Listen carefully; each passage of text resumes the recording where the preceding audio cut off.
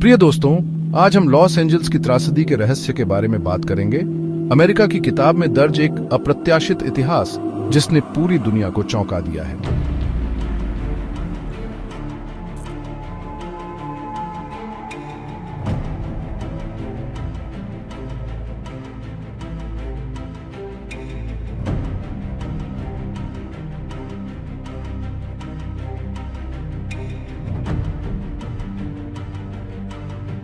Report के अनुसार यह दिखाया गया है कि जंगल की आग ने 27 लोगों की जान ले ली है और 20 लोग 2 सप्ताह से अधिक समय तक लापता रहे और 2 लाख से अधिक लोगों को निकाला गया।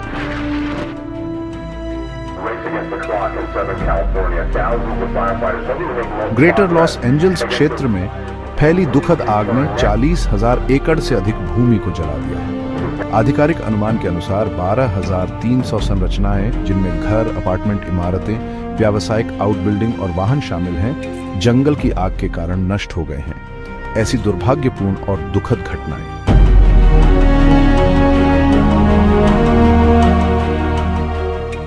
रॉरी साइक्स की हानि, एक 32 वर्षीय सेरेब्रल पाल्सी वाले युवा अभिनेता, इन विनाशकारी आग की मानवीय लागत की एक मार्मिक याद दिलाती है। उनकी मां की उन्हें निकालने की हताशा भरी संघर्ष इस तरह की आपदाओं के दौरान कमजोर आबादी द्वारा सामना की जाने वाली चुनौतियों को उजागर करती है। ऐसी कई त्रासदियां हैं जिनके बारे में हर किसी की घटनाओं को बताना संभव नहीं है। सीबीएस न्यूज ने अब तक 15 पीड़ितों के नामों की पुष्टि की है। आप स्क्रीन पर कुछ पीड़ितों की सूची देख सकते हैं। हालांकि सोशल मीडिया पर इस घटना के बारे में कई अफवाहें हैं, लेकिन आग के कारण की पहचान करने वाला कोई आधिकारिक बयान नहीं है। इस वीडियो में हम 3 दृष्टिकोणों से कारकों का पता लगाने की कोशिश करेंगे। पहला प्राकृतिक घटना, दूसरा मानव कारक और तीसरे में हम बात करेंगे कि क्या इस घटना के पीछे कोई साजिश का सिद्धांत छिपा है।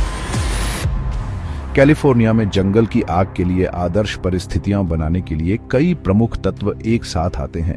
लंबे समय तक सूखा और कम आर्द्रता कैलिफोर्निया में सूखे की अवधि होती है, जिसमें वर्षा में काफी कमी और कम आर्द्रता स्तर होता है।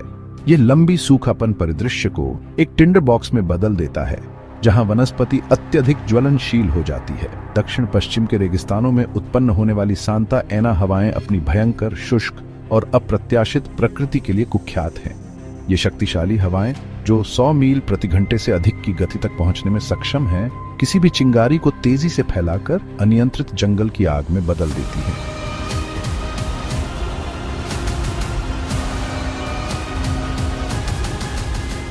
जमीन और उसका आकार कैलिफोर्निया का भूगोल निराला है। यहाँ घनी आबादी वाले इलाके हैं, विशाल जंगल हैं और ऊंची ऊंची पहाड़ियां हैं। ये सब मिलकर जंगल में लगने वाली आग के खतरे को बहुत बढ़ा देते हैं। सूखी वनस्पति, ढलान वाली जमीन और हवा से ऊपर उठती गर्मी, ये तीनों मिलकर आग को तेजी से फैलाने का काम करते हैं। जलवायु परिवर्तन का कनेक्शन, एक बढ़ता हुआ खतरा। जलवायु परिवर्तन सिर्फ एक कारण नहीं है, बल्कि कैलिफोर्निया में जंगल की आग के बढ़ते संकट का एक बहुत बड़ा कारण है। बढ़ती हुई संख्या और गंभीरता, एक गर्म होता ग्रह कई ऐसे प्रभाव डालता है जो जंगल की आग के खतरे को और बढ़ा देते हैं। सूखे में वृद्धि, तेज तापमान के कारण पानी जल्दी सूख जाता है, जिससे लंबे समय तक और ज्यादा भयंकर सूखा पड़ता है। इस सूखे की वजह से जमीन और आसानी से आग पकड़ सकती है, जिससे जंगल में आग लगने की संभावना बढ़ जाती है। वैज्ञानिक सहमति यूरोप से लेकर अमेरिका तक पूरी दुनिया में किए गए कई अध्ययनों ने स्पष्ट रूप से जलवायु परिवर्तन को जंगल की आग की संख्या और गंभीरता में वृद्धि से जोड़ा है। ये अध्ययन इस बात का मजबूत सबूत देते हैं कि जंगल की आग की घटनाओं में देखे गए ये बदलाव महज संयोग नहीं है, बल्कि ये एक गर्म होते ग्रह का सीधा परिणाम है। प्राकृतिक घटनाओं के अलावा कुछ मानव निर्मित कारण भी हैं, जिनकी वजह से लॉस एंजल्स और कैलिफोर्निया के अन्य हिस्सों में जंगल में आग लग सकती है। जानबूझकर किए गए कार्य, आगजनी एक गंभीर चिंता का विषय है, क्योंकि जो लोग जानबूझकर आग लगाते हैं उनके कारण बहुत भयानक परिणाम हो सकते हैं। इसमें द्वेष, बदला या यहां तक कि मानसिक स्वास्थ्य से जुड़े कारण भी शामिल हो सकते हैं। कैंपफायर, लापरवाही, बिना देखरेख के कैंपफायर मानव निर्मित जंगल की आग का एक प्रमुख स्रोत है। कैंप लगाने वाले लोग अक्सर आग को यह सोचकर छोड़ देते हैं कि वह बुझ गई है, लेकिन उसकी चिंगारी फिर से सुलग सकती है और आग फैल सकती है। कैंप फायर को पूरी तरह से बुझाने के लिए उस पर पानी डालना चाहिए और तब तक मिट्टी या रेत से हिलाते रहना चाहिए जब तक कि वह छूने पर ठंडा ना हो जाए। सिगरेट के टुकड़े, जिन्हें अक्सर लापरवाही से फेंक दिया जाता है, सुलग सकते हैं और सूखी वनस्पतियों में आग लगा सकते हैं, खासकर हवा चलने पर। फॉल्टी इक्विपमेंट, खराब पावर लाइंस या फिर इक्विपमेंट मैलफंक्शंस जैसे तूफान में गिरी हुई बिजली की तारें इलेक्ट्रिकल आर्किंग का कारण बन सकते हैं, जिससे स्पार्क्स निकलती हैं जो आग लगा सकती हैं। Maintenance and upkeep power lines और इक्विपमेंट का रेगुलर मेंटेनेंस और इंस्पेक्शंस इलेक्ट्रिकल रिलेटेड आग लगने के रिस्क को कम करने के लिए बहुत जरूरी है। जैसा कि हम जानते हैं, अर्बनाइजेशन और इंडस्ट्रियलाइजेशन का ग्लोबल वार्मिंग पर डायरेक्ट या इनडायरेक्ट रूप से बहुत ज्यादा इंपैक्ट पड़ता है। इस गर्मी की वजह से सी लेवल्स का बढ़ना, एक्सट्रीम वेदर इवेंट्स का होना और इकोसिस्टम्स का बिगड़ना जैसे कॉन्सिक्वेंसेस सामने आते हैं। दुनिया में सबसे ज्यादा कार्बन डाइऑक्साइड इमिट करने वाली कंपनीज में सबसे ऊपर चाइना कोल है, सऊदी अरामको है, 4.5% के साथ गैज़प्रोम OAO है, 3.9% के साथ नेशनल आयरानियन ऑयल कंपनी है, 2.3% के साथ एक्सॉन मोबिल कॉरपोरेशन है, 2% के साथ कोल इंडिया है, 1.9% के साथ पेट्रोलियोस मैक्सिकानोस भी है, 1.9% के साथ, और रशिया कोल है 1.9% के साथ। इन सब में अगर हम गौर से देखें, चाइना का कोल कंजम्पशन ग्लोबल वार्मिंग को बहुत बढ़ाता है। दुनिया में सबसे ज्यादा कोल कंज्यूम करने वाला देश होने के कारण इसका कोल यूसेज पूरी दुनिया के टोटल का आधे से ज्यादा है, जो इसे ग्लोबल CO2 इमिशंस का एक बहुत बड़ा कंट्रीब्यूटर बनाता है। खास तौर पर कोल के एक यूनिट को जलाने पर निकलने वाले बहुत ज्यादा कार्बन डाइऑक्साइड की वजह से इसका मतलब है कि चाइना का ओवरऑल कार्बन फुटप्रिंट का एक बहुत बड़ा हिस्सा उसके कोल के इस्तेमाल से जुड़ा हुआ है। लॉस एंजलिस में लगी आग ने सबको बहुत डरा दिया है और बहुत कुछ तबाह हो गया है। जैसे जैसे लोग आग लगने के असली कारण का पता लगा रहे हैं, सोशल मीडिया पे झूठी अफवाहें तेजी से फैल रही हैं। ये झूठी बातें बहुत तेजी से फैल रही हैं। कुछ पोस्ट्स तो लाखों लोगों ने देखे हैं, लेकिन ये अफवाहें क्यों फैल रही हैं और ये क्या कह रही हैं, चलिए देखते हैं।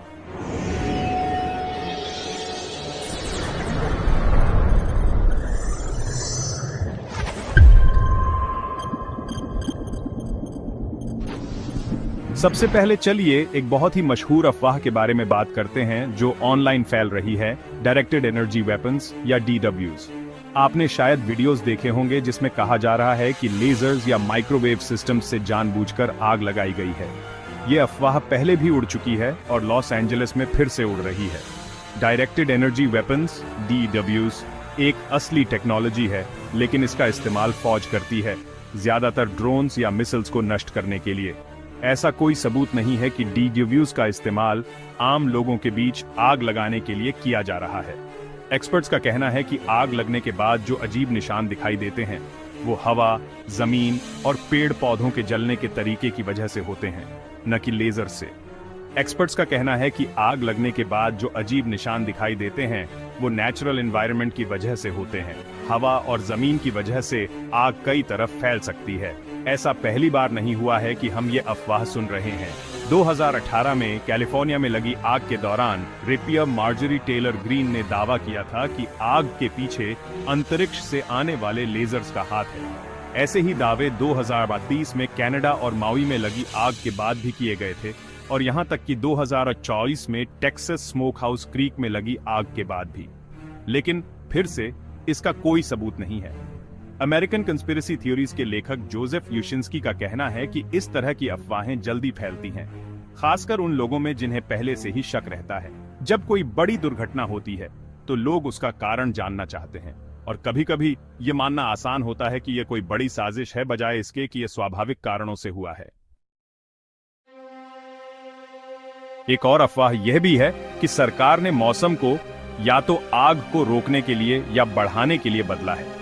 कुछ लोगों का दावा है कि सरकार ने मौसम को नियंत्रित करने के लिए जो इंजीनियरिंग का इस्तेमाल किया, जैसे कि क्लाउड सीडिंग। ये अफवाहें कई प्राकृतिक आपदाओं के बाद उड़ी हैं, चाहे वो तूफान हो या जंगल की आग। लेकिन एक बार फिर विशेषज्ञों ने इस सिद्धांत को खारिज कर दिया है। क्लाउड सीडिंग एक वास्तविक प्रथा है और इसका उपयोग कुछ राज्यों में बारिश को बढ़ाने के लिए किया जाता है। लेकिन क्लाउड सीडिंग के काम करने के लिए वायुमंडल में पर्याप्त नमी होना जरूरी है ताकि वह जल वाष्प में बदल सके। और अभी लॉस एंजलिस में सूखे की स्थिति है, इसलिए इन आग में क्लाउड सीडिंग प्रभावी नहीं होता। बादल भौतिकी विशेषज्ञ कात्या फ्रीडरिक जैसे विशेषज्ञों ने पुष्टि की है कि मौसम की स्थिति ऐसी नहीं थी कि इस तरह के हस्तक्षेप किए जा सके।